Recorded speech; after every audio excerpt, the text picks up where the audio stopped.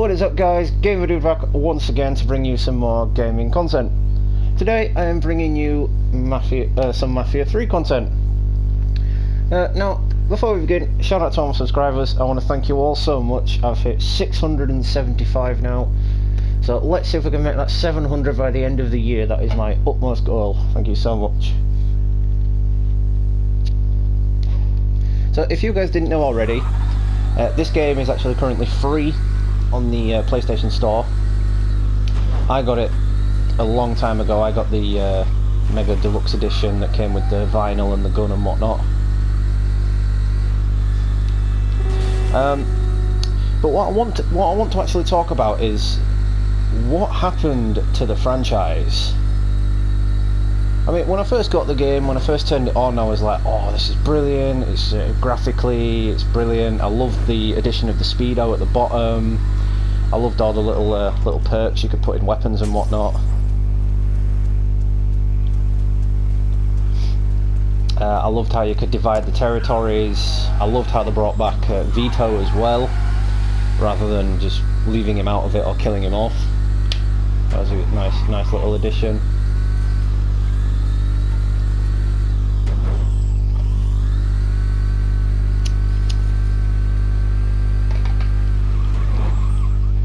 So, what I want to talk about is the future of Mafia, and if there's actually going to be another game.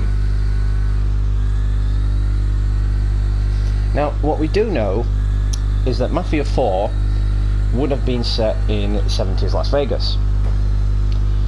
I'm not sure if we know much about the plot line of it, because after Hangar 13 and Take-Two made Mafia 3, it didn't receive feedback all that well. In fact, it was very poorly received, if I remember correctly. It had many bugs, many glitches. I mean, I came across several glitches when I first playing it. Like, if you do an interrogation on a character, I would slit the guy's throat and he'd get back up. So you'd try to kill him, you'd empty a clip of your gun into him, and all he's doing is moving backwards, he's not dying. You can interrogate him again, slit his throat again, then he'd just get back up again. So it's not without its flaws, is this game.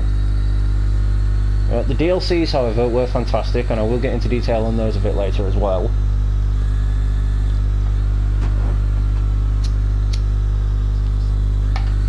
So back to my point. In 2017, development at Hangar 13 actually split up into two groups. So one group was working on the DLCs for the current game, and the other group, I think they went on to move on to other projects for the studio, and they were building projects for the next Mafia game as well. So building a world for it and whatnot.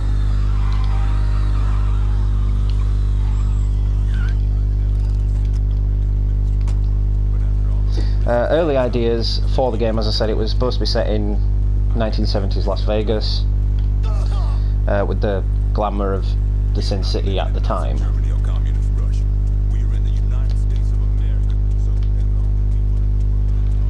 I think a lot could have come out of that. Because I did like the whole New Bordeaux idea. It was quite fun.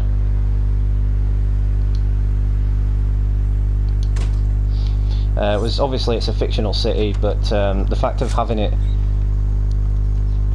actual city, having actual Vegas, would have been quite entertaining.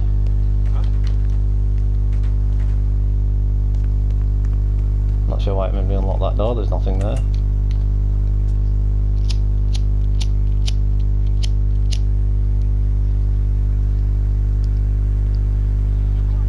So anyway, the project for Mafia 4 didn't last long at all. It went into production, but the studio's head, Hayden Blackman, got the option for the team to work on an entirely new game, meeting with Take-Two and Take-Two executives and whatnot, because at the time I think they'd actually bought the WWE franchise as well, so they were working on that. They were working on that more than anything else, because they are still immensely popular games.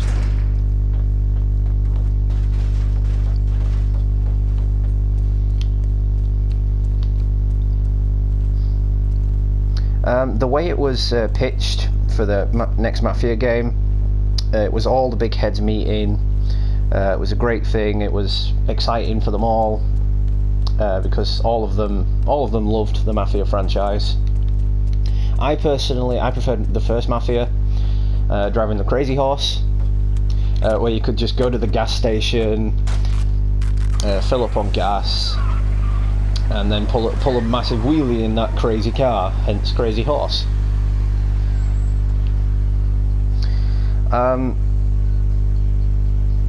One anonymous source from Reddit tells they've always wanted to do their own sort of IP original game on it, so I think they wanted to make their own sort of take on the game, so fictional city, characters that we've never seen or heard before, removing all previous characters from the game franchise itself. So this game had 3 different endings. You could kill Vito, you could kill the other 2 characters, can't remember the names because it's been a while since I played. I personally, when I finished it, I let Vito live and divided all the districts to Vito.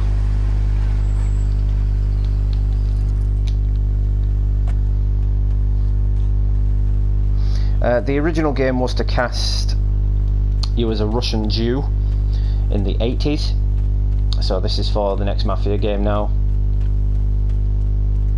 And again, it would have been a good idea. It would have been great for them to actually do that, because this game took on a whole new take with Mafia. Really, it took on the oppression that black people went through in the 60s, and I quite enjoyed that. I quite enjoyed learning more about that, because I learned a bit about it in school, but not as much that I would have liked to.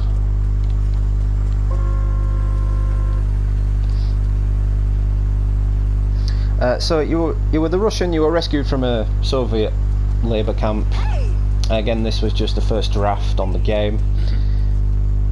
You were recruited by the spy group called Raspody or Raspody, I think it was called. I don't know if I'm pronouncing it correctly.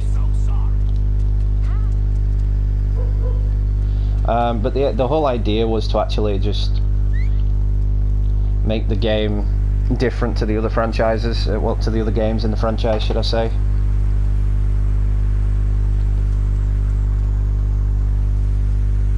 So the Hangar 13 team reportedly were ecstatic about the new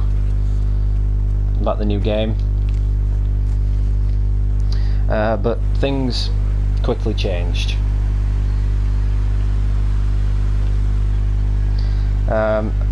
A minor mechanic for the early ideas of the game included the music, but studio management wanted to extrapolate that into a full game, so non-copyrighted music basically. So you'd be playing as a music-powered superhero instead of the spy, which I don't think they took quite kindly.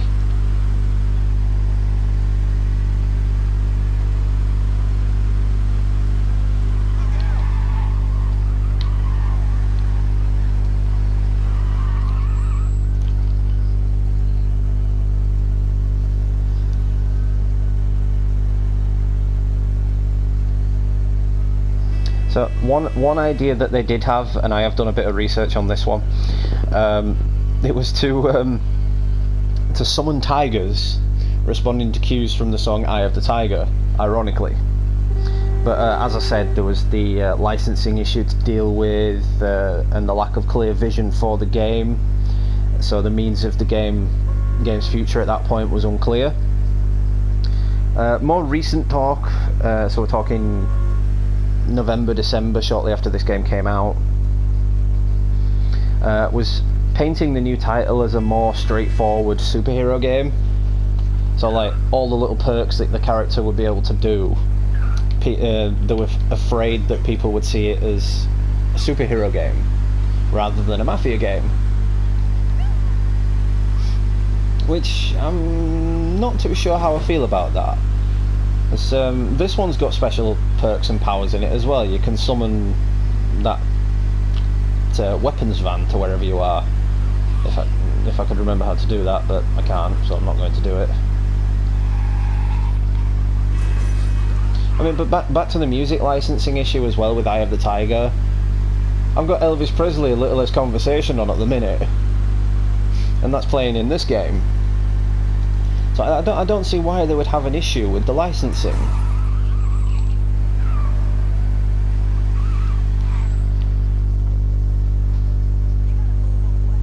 But things with Hangar 13 have been really difficult as of late. There's been several layoffs of staff members. There's been the state of the developers, that they're just not really producing anything for the gaming community.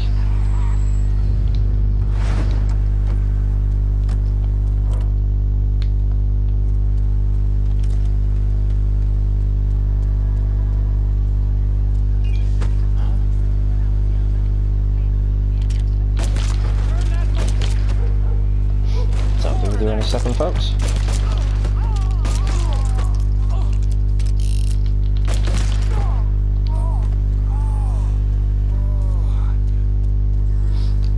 Anyway, as I said, the future of the developers was in question, and the entire future of the franchise itself from Hangar 13 Initiative was in question as well. But at the minute, the biggest headline out of Hangar 13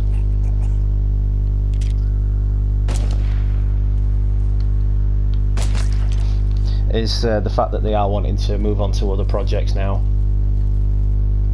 There's reports that a new BioShock game is in development. Do not quote me on that, because I have absolutely no idea as to the truth of that.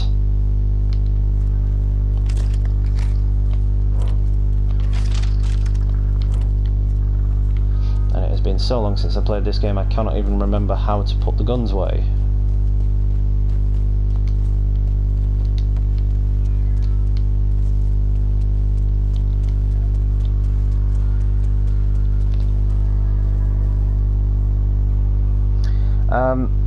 There's plenty of interest around the next Mafia franchise, I must say.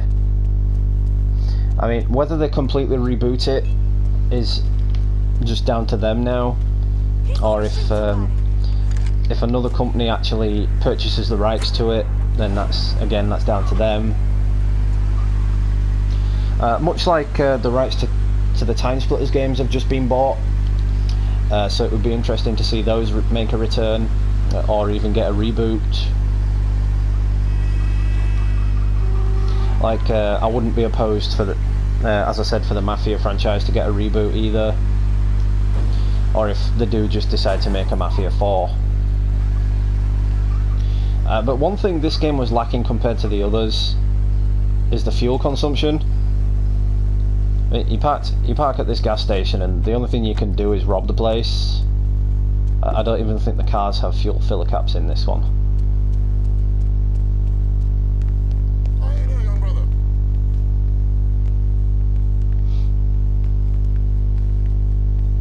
But I am thinking that the game itself should be rewritten.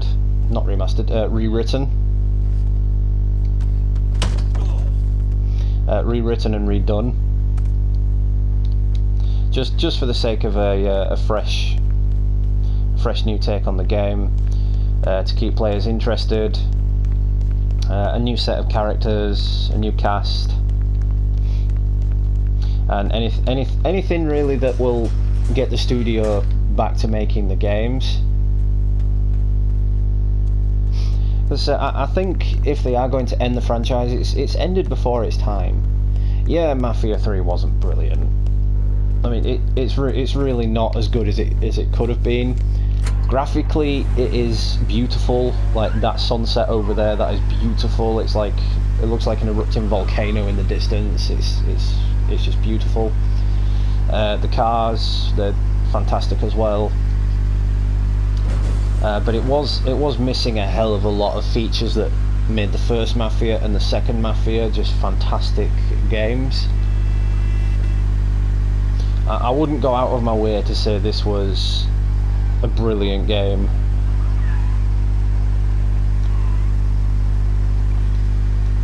As I honestly don't think it was.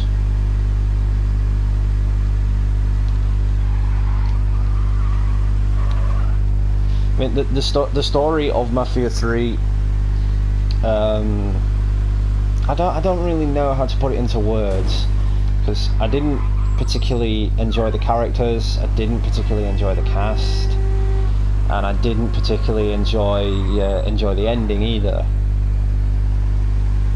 even though there were 3 different endings. The DLCs, however, the DLCs are a different story. I really did enjoy the DLCs.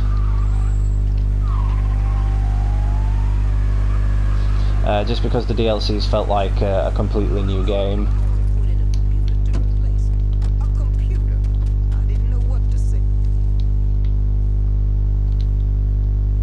But yeah, don't hesitate to let me know in the comments what you guys think. Would you like to see a new Mafia game? Do you think Mafia 3 killed the franchise? Do you think they shouldn't really bother with another game? Because this one was just so god-awful? Or do you think the game hasn't had its day and that people shouldn't judge for one bad game? Because game franchises have continued even though there's been a bad game. We're not going to speak about Time Splitters because obviously Time Splitters, it had 3 games. There was the first one, there was the second, then there was Future Perfect. Future Perfect ended the franchise, wasn't cancelled, there was no disputes or whatnot with staff and writers and whatnot. It was just finished. They just finished the game. There's nothing more they could do with it. Mafia, I believe it can go the way of the movie universe. There can be so much more they could do with it if they put their minds to it. All they need is a little nudge and a push in the right direction. I mean, with the right developers, with the right voice actors, maybe even get Troy Baker in on the scene, because he's a well-known voice actor of games. He's well known for what he does. So it's probably best trying to sort something out with him if they're going to do another game. But yeah, I think I've covered what I wanted to cover in this video. It's just a quick video, just so you're not all bored with the Spider-Man content I'm uploading. Do check those out as well. With 10 days remaining, I am uploading cutscenes from all previous Spider-Man games. I've put them in a playlist. It's Countdown to Spider-Man PS4, so do check that out if you get a chance. If you're new to the channel, or if you're already subscribed, don't hesitate to smash that like button. And if you are new to the channel, don't hesitate to drop me a subscribe, it would be so appreciated. Quick shout out to Blazon, Direct Virus and Monty Burns Wakey. Head over to their channels as well, they're on the gaming scene. They would appreciate any support you could give them. So that being said, this has been Gamer Dude, happy gaming, and I shall catch you all real soon.